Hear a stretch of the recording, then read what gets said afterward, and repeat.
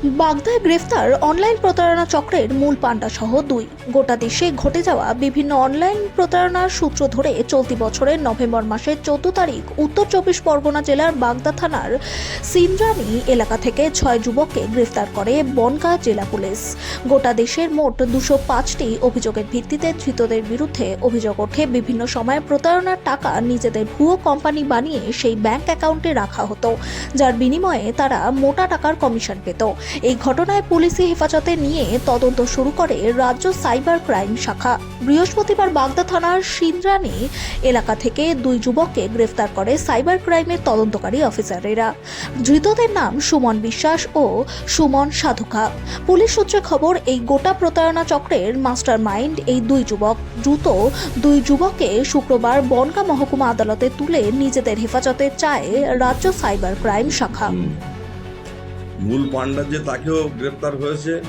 এদের বিরুদ্ধে যেটা অভিযোগ, এদের যে একটা র্যাকেট, কয়েকজনকে এর আগে বাগদা থানার পুলিশ গ্রেপ্তার করেছিল এবং তারা জুডিশিয়াল কাস্টডিতে আছে বর্তমানে। পিসি পিরিয়ডও তারা পার করেছে এবং এদের বিরুদ্ধে দেশে এবং দেশের বাইরেও বহু ঘটনার সঙ্গে এরা প্রতারণার সঙ্গে যুক্ত এবং বহু টাকার আত্মসাৎ এরা মানুষকে করেছে।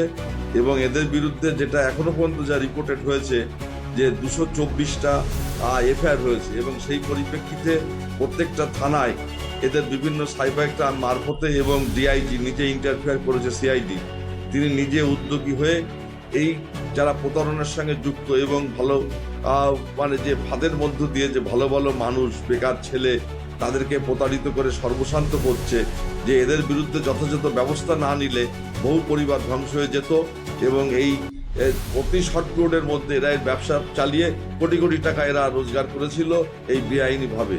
অতএব আমরা চাই যে এই যারা এই কালপিটস, তাদেরকে মূল মাথা আজকে গ্রেফতার করেছে পুলিশ।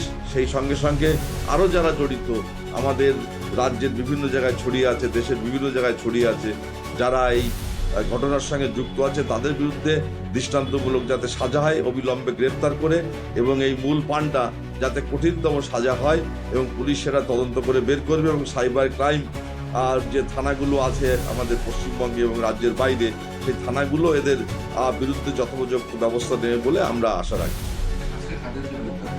আজকে যে মূল পাণ্ডা, যে এই চক্রের যে মূল মাথা, সেই মাথাকে গ্রেফতার করেছে। এর আগেও কয়েকজন 5-6 জন অ্যারেস্ট হয়েছিল, তারা সবাই জুডিশিয়াল কাস্টডিতে আছে, জেলে আছে তারা।